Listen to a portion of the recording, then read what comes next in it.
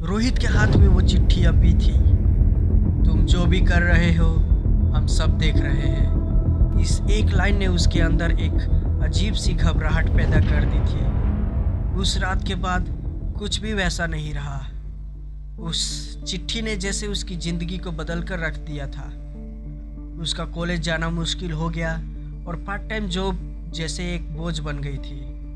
दिन भर वो बेचैन रहता और रात को जागने की आदत सी हो गई थी। हर पल उसे लगता जैसे कोई उसे देख रहा हो, एक चुप्पी सी आत्मा जो हर पल उसका पीछा कर रही थी। चिट्ठी के बाद से रोहित बिल्कुल अलग हो गया था। उसने अपने दोस्त से मिलना बंद कर दिया, क्लासेस छोड़ने लगा और अपने कमरे में अकेला पड़ा रहता।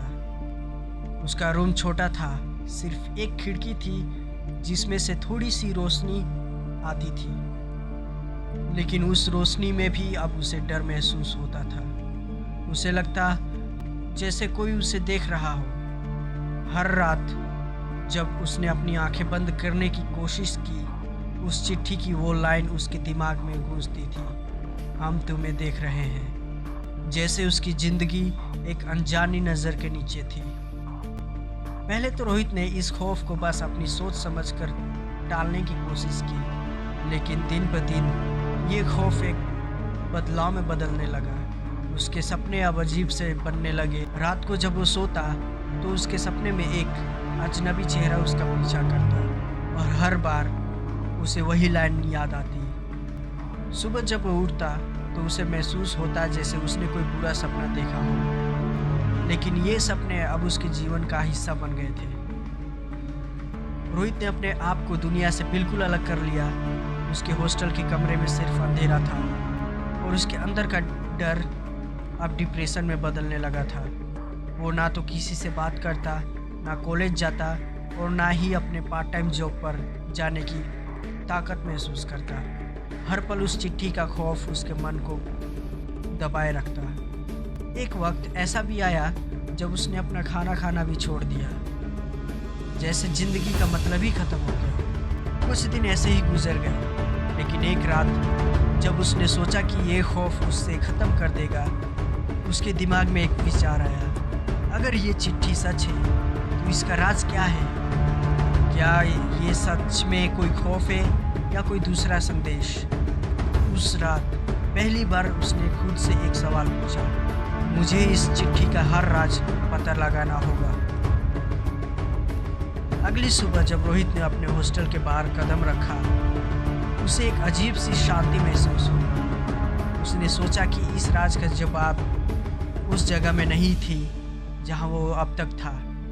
उस चिट्ठी ने कहा था, हम तुम्हें देख रहे हैं, लेकिन कौन देख रहा था? इसका जवाब उस जगह में नहीं था। शायद ये असम के गहरे गांव में छिपा था, जहां लोग अब भी अपनी संस्कृति और रिवाजों से जुड़े थे।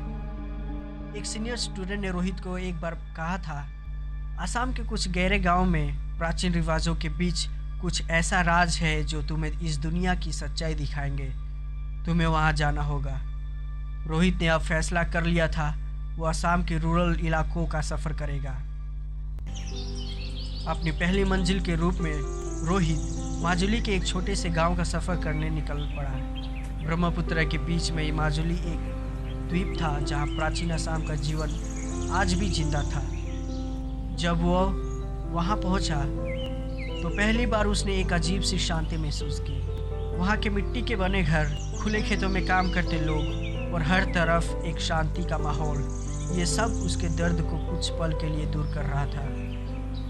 गांव में लोगों ने रोहित का स्वागत किया, लेकिन उसके मन के कोने में अब भी वो चिट्ठी की लाइन गूंज रही थी। एक रात जब वो गांव के एक पुराने मंदिर के पास बैठा था, वहाँ एक बूढ़ा पुरुष ने उससे पूछा, तुम यहाँ किसी राज की तलाश में आए हो, है ना?